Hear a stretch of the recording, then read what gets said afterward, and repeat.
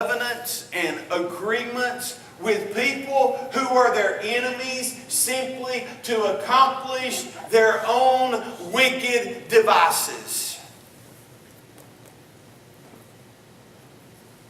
So we say that here was a church. We could use it as a church that they were faithless, they were speechless, they were prayerless, they were emotionless, and they were hopeless.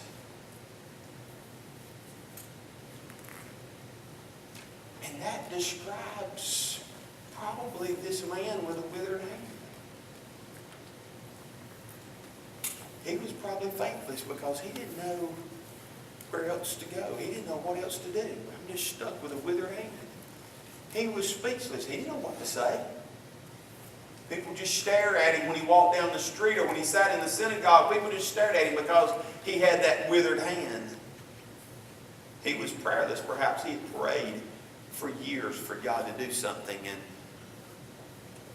God was just saving it for this moment. He was expressionless. I mean, after so long, you just lose your expression. And then perhaps he was hopeless to say, I don't think it's ever going to happen. I'm going to die and be buried with this withered hand. But Jesus comes along and says, hey, step forward. Is it okay to do good on the Sabbath or evil? To save a life or to kill a life? Then he says, stretch forth your hand. And it's made whole. You see, what Jesus wants us to do in our lives today is Jesus simply wants us to stretch forth our hands. He wants us to stretch forth our lives. He wants us to put our lives in His hand. He wants us to put the results in His hand. And if we will put the result in His hands, I can guarantee you that if it is the Father's will, that we will have 99% of our Sunday school enrollment in Sunday school, and we will have 185 people in this sanctuary. It's not an impossibility. But it's going to have to begin with faith.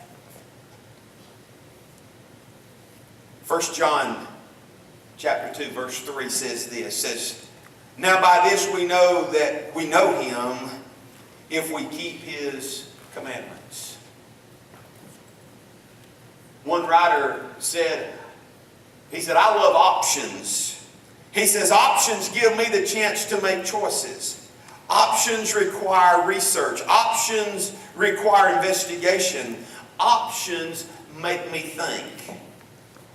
He continues and says, life is full of options. We have a great opportunity to explore all of our options. We can then make the wise choices in life. The key to options is to know the one God likes.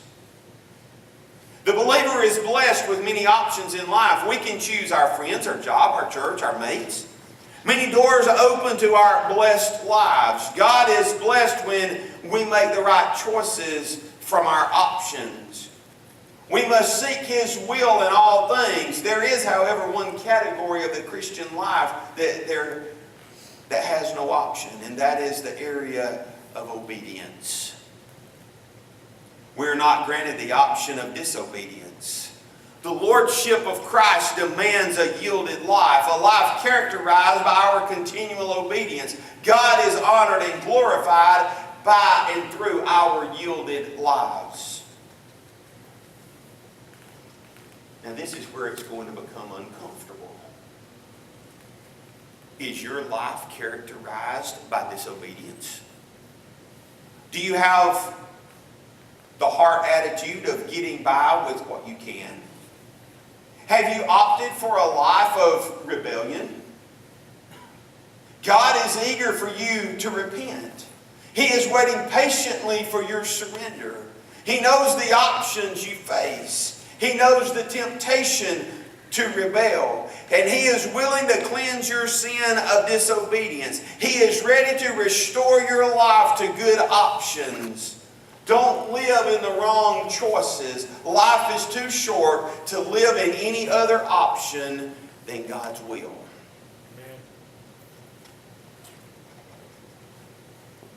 So the choice is ours individually today to make. Will you choose to be obedient and have your life restored? Or will you choose to be disobedient and continue to live a withered life, thus producing a withered church in this community? The choice is yours. We have options, but we must make the right choice for God to bless. Every head